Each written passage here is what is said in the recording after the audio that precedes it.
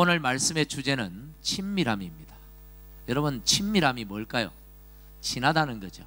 단순히 친하다는 것이 아니라 이것은 뗄래야 뗄 수 없는 관계, 아주 너무도 사이가 가까워서 그 사이를 누구도 뗄 수 없는 너무도 가까운 사이를 친밀하다, 그렇게 말합니다.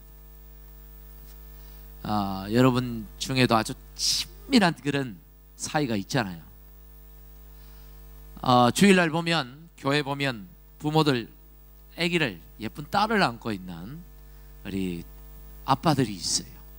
저는 딸이 없어서 딸 가진 부모들이 참 부럽습니다. 그런데 너무 이뻐서 한번 안아보려고 이렇게 손을 벌리면 저를 한번 씩 쳐다보고는 싹 고개를 돌려버립니다. 저 아버지보다는 내가 더 잘생겼는데 그거 소용없어요. 아빠 품에 팍 안겨버립니다. 너무 서운하죠. 어떤 애들은 보면 막 자기 아빠를 막 때려요. 아빠가 뭔 잘못을 했는지 모르겠지만 막 투정을 부리면서 막 짜증을 내면서 아빠를 막 때립니다. 아주 못된 딸이죠. 그런데 아빠는 웃으면서, 바보처럼 막 웃으면서 딸의 그 모든 투정을 다 받아줍니다. 왜요? 친밀하니까. 그렇죠. 이게 친밀함이에요. 잘생기고 못생기고 전혀 상관없습니다. 그저 함께 있는 것만으로도 사랑하는 좋은 사이, 행복해지는 사이, 이것이 바로 오늘 말씀의 주제인 친밀함이라는 것입니다. 오늘 시편 116편은 바로 이 친밀함에 대해서 저와 여러분에게 말씀하고 있는 내용입니다. 오늘 말씀 1절을 보면, 1절을 한번 보시죠. 눈으로 보세요. 시간이 없어서 읽지 않겠습니다. 이 말씀이 하나님께서 내 기도를 들어주셨기 때문에 내가 하나님을 사랑합니다. 문장의 순서는 그렇게 보이지만, 그러나 이 말씀을 읽고 또 읽고 묵상해 보면 이 말씀이 하나님과 이 시를 노래하는, 이 찬양하는 이 시인과의 관계가 얼마나 친밀한가를 느낄 수가 있습니다. 유대인의 시는요, 이게 시거든요. 유대인의 시는 우리가 성경을 읽을 때 어떤 건 이 예언서가 있죠. 묵시, 굉장히 그 상징이 중요해요. 상징적인. 또 역사로 된 성경이 있고요. 다양한 성경이 있는데 편지로 된 성경도 있고, 이것은 시로 된 성경입니다. 시로 된 성경의 말씀을 읽을 때 우리가 관심을 가져야 되는 부분이 있어요. 이게 해석의 원리인데, 그것은 바로 유대인의 시가 가진 특징인 이미지입니다. 이미지. 어떤 이미지를 주느냐, 이 시가, 이 말씀을 읽을 때 어떤 이미지가 내게 다가오는가, 이것을 캐치하는 게 굉장히 중요한 부분이에요. 대표적인 시가 시편 23편이죠. 다윗의 시. 여호와는 나의 목자시니 내게 부족함이 없으리로다. 그가 나를 푸른 초장에 누이시며 쉴 만한 물가로 인도하시는도다. 이 말씀을 읽을 때 여러분 뭐가 느껴집니까? 뭐가 막 그림이 떠오르죠. 작은 동산이 있고, 그게 풀밭이 풀밭, 푸른 밭이 있고, 거기 아래에 작은 시내가 흘러갑니다. 그 주변에는 목자의 돌봄을 받는 한때의 양무리들이 평화롭게, 너무도 평화롭게 풀을 뜯고 있습니다. 평화로움, 너무나 평화로운 거죠. 행복한 것이죠. 이 평화, 이 평안, 이 행복이 어디로부터 오는가? 성경은 하나님과의 친밀함으로부터 온다고 말씀해 주고 있는 것입니다. 할렐루야. 여러분, 오늘 이 시편도 마찬가지입니다. 하나님과의 친밀함이 문제 해결의 비결이고 하나님과 나와의 그 친밀한 관계 속에서 내 기도가 응답이 되어지고 우리가 평안을 누리고 행복을 누린다는 말씀입니다. 이쯤에서 제가 여러분에게 한 가지 질문을 드리겠습니다. 여러분, 오늘 하나님께 예배드리는 여러분들은 하나님과 얼마나 친밀한 관계 속에서 신앙생활을 하고 있습니까? 하나님하고 여러분하고 얼마나 친합니까? 좀 친해요? 표정이 영. 왜 여러분의 기도가 응답되지 않는다고 생각되어지십니까? 왜 나에게는 참 평안이 없고 행복이 없다고 왜 그렇다고 여러분 느껴지십니까? 도대체 내 문제가 뭘까? 여러분이 알고 있는 그것이 진짜 여러분의 문제인지 인생의 문제인지 아니면 내가 알지 못하는 그 무엇이 있는지. 오늘 이 시편 116편을 학자들은 다윗의 시라고 말합니다. 다윗이 아들 압살롬으로부터 반역을 당해서 정신적으로 육체적으로 고통당할 때 그 모든 고통으로부터 구원받고 난 다음에 기록한 시가 바로 오늘 이 시라고 합니다. 믿음의 사람 다윗도요 늘 문제가 있었습니다. 믿음의 사람이라고 하는 다윗에게도 상상하지 못하는, 전혀 예상하지 못했던 힘든 상황들이 자주 찾아왔습니다. 그러나 다윗은 하나님을 찾았습니다. 이런 문제들을 하나님과의 친밀함 속에서 해결해 나갔다라는 것, 그게 다윗의 위대함들입니다. 하나님의 친밀함, 하나님과의 친밀함이 오늘 저와 여러분의 문제의 해결책이요 열쇠라는 사실을 성경이 가르쳐 주고 있는 것이죠. 그래서 다윗은 왕이 된 다음에 자기 왕궁 안에 하나님을 예배하는 성막을 세웠습니다. 장막을 세웠습니다. 그리고 수십 년 동안 외지에 방치되어 있었던 하나님의 법궤를, 언약궤를 자기의 궁으로, 자기의 그 만든 그 성막 안에 모셨습니다. 하나님을 상징하는 것이죠. 그리고 레위인들과 제사장들을 소집했습니다. 그리고 조를 나누었습니다. 성경에 보면 반차라 그러는데 조편성을 했어요. 24반차로 조편성을 하고, 그리고 그들을 조로 나누어서 1년 12달 365일 하나님을 찬양하고 하나님을 그곳에서 예배하도록 했고, 자기도 열심으로 하나님을 예배했습니다. 이게 그 유명한 바로 다윗의 장막이라는 거예요. 아모스 9장 11절에 보니까 우리 같이 한번 읽어보겠습니다. 시작. 그날에 내가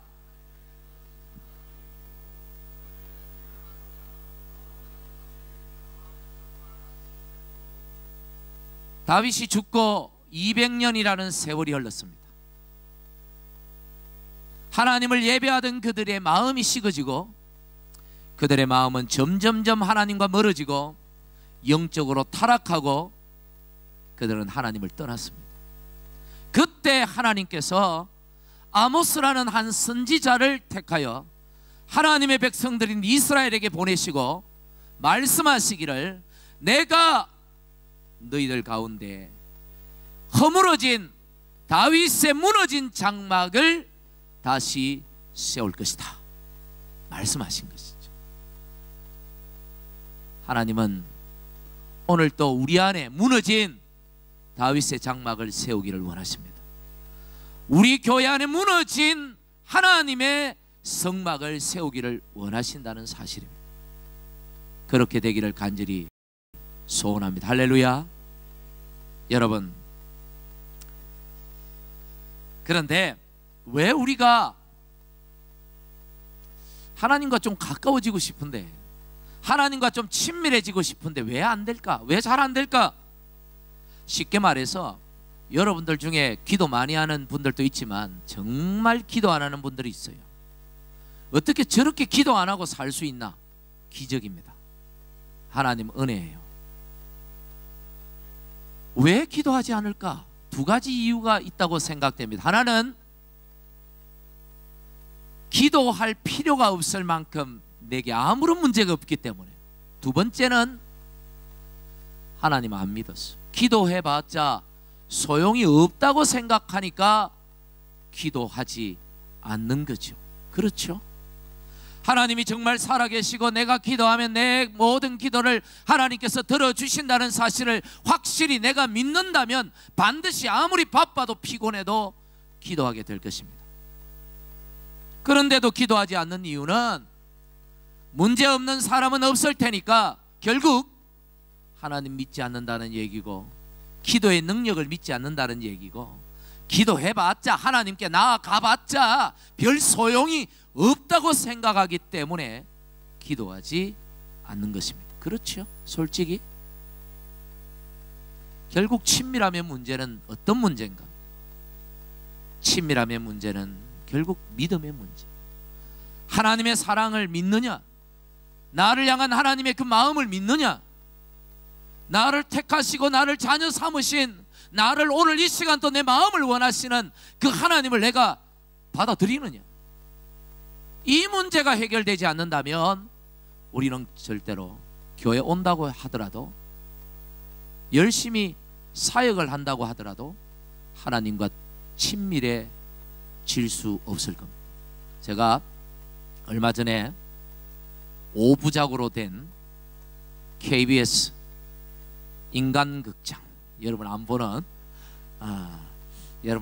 인간극장, 그 제목이 김신의 둘째 딸 한나라는 제목의 다큐멘터리를 우연히 5부 끝부분을 보게 되었어요.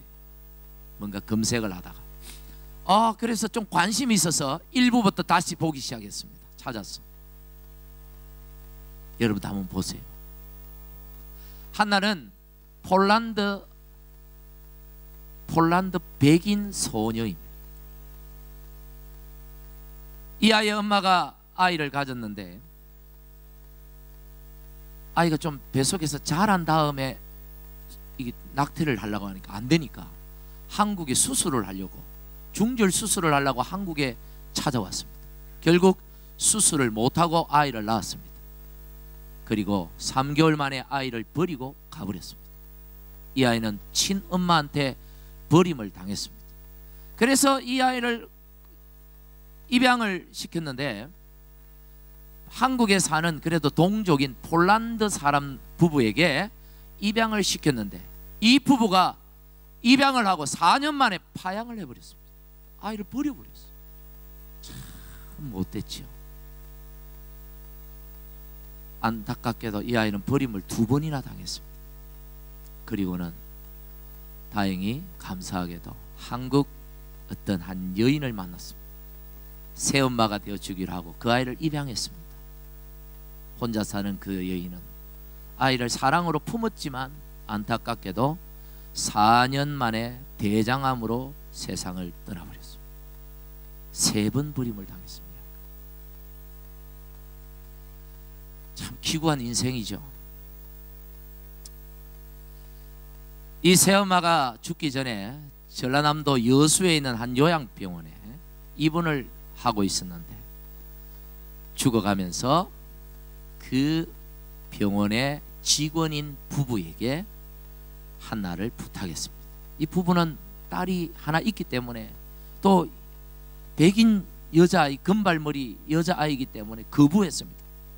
9살 됐네, 벌써 알 거 다 아는데 상처투성인 이 아이를 도저히 감당할 자신이 없어서 거부를 했지만 엄마는 죽고 어떡하겠어요. 결국은 그 부부가 이 아이를 입양했습니다. 자기 딸처럼 온 마음을 다하여 사랑을 쏟았습니다. 그러나 마음에 버림받은 상처로, 더 이상 치유될 수 없는 그 상처로 가득한, 그래서 세상을 향한 분노만 가지고 있는, 그것도 한국 아이가 아닌 백인 여자 금발머리 아이를 양육한다는 것은 결코 쉽지 않았습니다. 정말 심각한 문제는, 이 아이를 양육하기 정말 어려운 문제는 뭐냐 하면 상처가 아니라, 아니 이 금발이 아니라 이 아이가 이 새로운 부부의 마음을, 사랑을 받아주지 않는다는 거예요. 받아주지 않으니까 양육이 될 수가 없는 것이죠. 법적으로는 자식이지만 실제로는 자식이 아니에요. 남보다 못해요 이거는. 그러나 이 부부는 끝까지 참고 인내하고 기다리고 온 마음을 다하여 헌신적인 사랑을 쏟아부어서 결국 이 아이가 그 사랑을 받아들이고 변화되기 시작했습니다. 그리고 지금은 18살 여느 집 가정의 딸처럼 행복하게 자라가고 있는 모습이 방송에 방영이 됐습니다. 여러분, 하나님과의 친밀함도 마찬가지입니다. 여러분이 법적으로는 하나님의 양자일지 모르지만 실제로는 여러분이 마음의 문을 열지 않고 하나님을 여러분의 아버지로 마음에 모시지 않고 예수님을 여러분의 마음의 주로 모시지 않는다면 하나님과의 관계는 조금도 달라지지 않는다, 개선되지 않는다. 이 한나처럼 법적으로 부모 자식 간이라도 실제적으로는 남보다 못한 사이가 되는 거예요. 신앙도 마찬가지. 여러분, 여러분의 마음을 여셔야 됩니다. 계시록 3장 20절 우리 다 같이 읽습니다. 계시록 3장 20절 시작. 볼지어다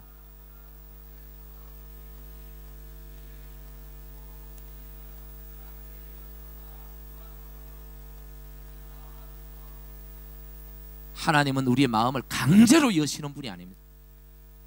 억지로 우리 마음을 여시는 분이 아니에요. 하나님은 오늘도 여러분의 마음을 기다리시는 분이에요. 오늘도 참고 한나의 부모처럼 또 참고 그 사랑을 계속해서 보여주시기만 해요. 문제는 여러분이 그 사랑을 받아들여야 합니다. 하나님의 사랑을 여러분이 받아들이고 예수님을 여러분의 마음의 주로 모셔야만 하나님과의 관계가 좋아지고 결국 친밀함의 단계에 이르게 되고 결국 하나님이 주시는 참 평안과 행복을 우리가 누릴 수 있는 것입니다. 예수님, 내 마음에 오시옵소서. 내 마음을 엽니다. 내 마음에 오셔서 주가 되어 주시옵소서.